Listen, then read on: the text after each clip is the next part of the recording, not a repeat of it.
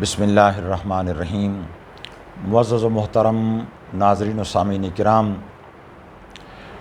آئندہ آنے والا مہینہ عید الاضحیٰ کی ادائیگی اور حج کی ادائیگی اور قربانی کی ادائیگی کا مہینہ ہے۔ فی الحال ہم حج پر بحث نہیں کر رہے، عید الاضحیٰ اور قربانی کے فلسفہ پر گفتگو کریں گے۔ اسلام کے ہر حکم کے اندر بے شمار دینی اور دنیاوی فوائد مضمر اور پوشیدہ ہوتے ہیں۔ اگرچہ ایک مسلمان مومن اور بلیور کا یہ فرض منصبی ہوتا ہے کہ وہ ہر حکم کو صرف اس لیے ادا کرے کہ یہ اللہ اور اس کے رسول کا حکم ہے۔ ہر فرض میں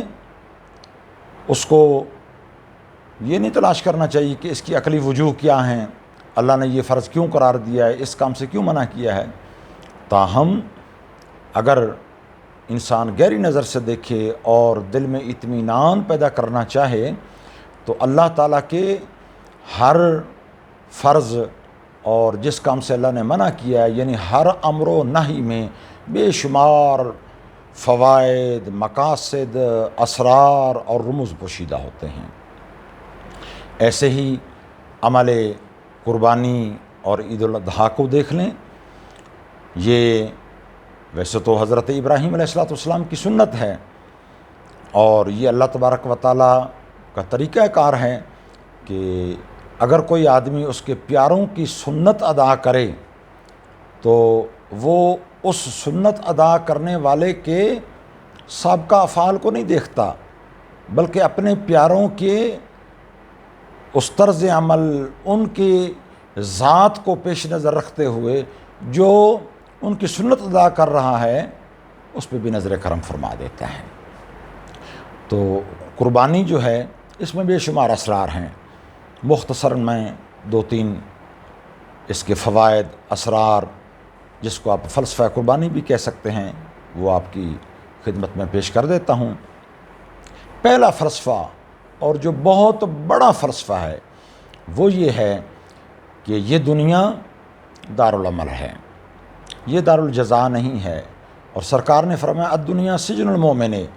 و جنت الکافر، کہ دنیا مومن کے لیے آزمائش گاہ ہے، گویا قید ہے، اس میں عیاشی نہیں ہے، اس میں زیادہ آرام طلبی نہیں ہے۔ مومن کے لیے آرام اور سکون کا گھر جنت ہے۔ اور مومن جو ہوتا ہے وہ سراپا اس کی زندگی جہاد پر مشتمل ہوتی ہے۔ مثلا اسلامی سال جو ہے اس کا پہلا مہینہ محرم الحرام ہے، اور محرم الحرام میں حضرت امام حسین رضی اللہ تعالی عنہ کی اور ان کے پورے خاندان کی قربانی ہے۔ اسی طرح سال کا آخری مہینہ ذوالحجہ ہے، یہ بھی قربانی کا مہینہ ہے۔ یہ حضرت ابراہیم علیہ السلام اور حضرت اسماعیل علیہ السلام، باپ دینے والا ہے قربانی اور بیٹا قربان ہونے والا ہے، وہ تو تیار ہو گئے، لیکن اللہ تبارک و تعالیٰ نے فرمایا کہ میں نے تمہارے محض دل کی نیت دیکھنی تھی، بیٹا قربان کروانا مقصود نہیں تھا۔ تو اس سے یہ ثابت ہوتا ہے کہ مسلمانوں کا جب سال اس کی ابتدا بھی قربانی سے ہو رہی ہے، انتہا بھی قربانی سے، تو کیا ظاہر ہوا کہ غریب و سادہ و رنگین ہے داستان حرم، ابتدا ہے اس کی اسماعیل اور انتہا ہے اس کے حسین، ابتدا ہیں اسماعیل۔ تو جب مسلمانوں کے سال کی ابتدا بھی قربانی سے ہے، انتہا بھی قربانی سے ہے، تو مسلمانوں کو سبق ملتا ہے کہ میری اپنی زندگی جو ہے وہ ساری بھی قربانی پر مشتمل ہے، اور ہر آن مجھے اپنے ساتھیوں کے لیے، رشتہ داروں کے لیے، احباب کے لیے، مسلمانوں کے لیے، بلکہ تمام معاشرے کے لیے سراپا قربانی، سراپا ایثار بن کے رہنا چاہیے۔ اور جب انسان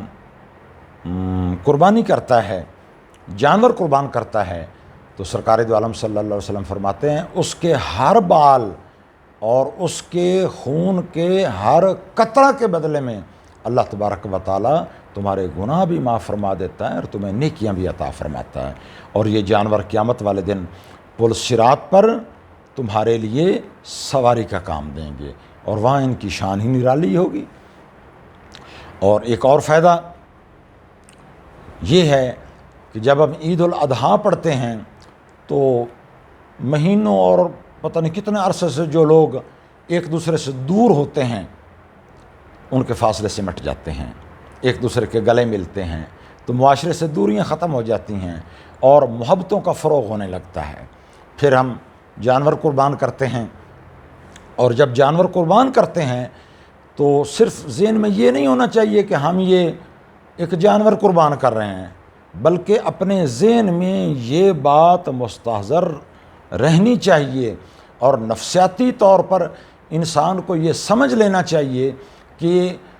یہ جانور جو بے قصور ہے اس کو میں کیوں قربان کر رہا ہوں۔ یہ ایک استعارہ ہے کہ آج میں اللہ کے حکم پر اس جانور کو قربان کر رہا ہوں، تو کل کلاں اگر میری کوئی خواہش نفس مجھے کو بہت پیارا عمل ہوا لیکن اللہ تبارک و تعالیٰ کی نظر میں وہ عمل برا ہو، تو جیسے میں آج اس جانور کے گلے پر چھری پھیر رہا ہوں، میں اپنے نفسانی خواہش، اپنے نفس کے گلے پر بھی چھری چلا دوں گا۔ کسی شاعر نے کیا خوب کہا ہے کہ نفس سرکش کو کچلنا ہو سربا سجود، کرنا اس سب کو مسلح پہ حلال اچھا ہے، کہ نفس سرکش جو ہے اس کو کچلنے کے لیے اللہ تبارک و تعالیٰ کی بارگاہ میں جھکنا پڑتا ہے، سرنڈر کرنا پڑتا ہے۔ تو یہ قربانی کے اندر بے شمار فوائد ہیں۔ مثلاً ایک فائدہ یہ ہے، ایک بھید یہ پوشیدہ ہے کہ دنیا میں آج کے ترقی یافتہ دور میں بھی کئی ایسے لوگ ہیں جو جانوروں کی پرستش کرتے ہیں۔ تو جب انسان اپنے ہاتھ سے جانور کو اللہ کی رضا کے لیے قربان کرتا ہے تو وہ ان جاہر لوگوں کے اس عقیدے پر بھی ضرب کاری لگا رہا ہوتا ہے کہ جانور پرستش کے قابل نہیں ہیں، بلکہ پرستش کے قابل وہ ذات پاک ہے جس نے ان جانوروں کو پیدا کیا، بلکہ انسانوں کو پیدا کیا، جنات اور ملائکہ کو پیدا کیا، ساری کائنات کو پیدا کیا۔ اسی طرح قربانی کا جب ہم جانور ذبح کرتے ہیں تو اس سے مسلمان کے اندر جہاد کا جذبہ پیدا ہوتا ہے۔ کیا پیدا ہوتا ہے؟ جہاد کا جذبہ پیدا ہوتا ہے، کیونکہ جو آدمی ایک جانور قربان نہیں کر سکتا اپنے ہاتھ سے، تو وہ زندگی میں اگر کبھی اعلاء کلمت اللہ کا موقع ہو تو وہ اپنی جان کیسے نچھاور کرے گا، اپنا خون کیسے نچھاور کرے گا، اور کسی سرکش کی وہ اللہ کی رضا کے لیے جان کیسے لے گا۔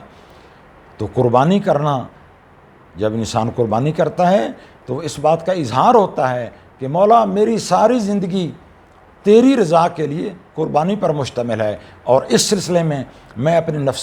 نفسانی خواہشات کو بھی قربان کرنے کے لیے تیار ہوں، حتیٰ کہ اپنی جان، مال، عزت، آبرو کو بھی تیرے راہ میں لٹانے کے لیے تیار ہوں، اور اگر تو حکم دے تو تیرے نظام اسلام کے مقابلے میں جو سرکشی پر اترا ہے اس کا سر اتارنے کے لیے بھی میں تیار ہوں۔ دعا ہے کہ اللہ تبارک و تعالی ہمیں قربانی کہ ان اسرار، رموز، فوائد اور مقاصد کو ذہن میں حاضر رکھ کے قربانی کرنے کی توفیق عطا فرمائے۔ وما علینا الا البلاغ المبین۔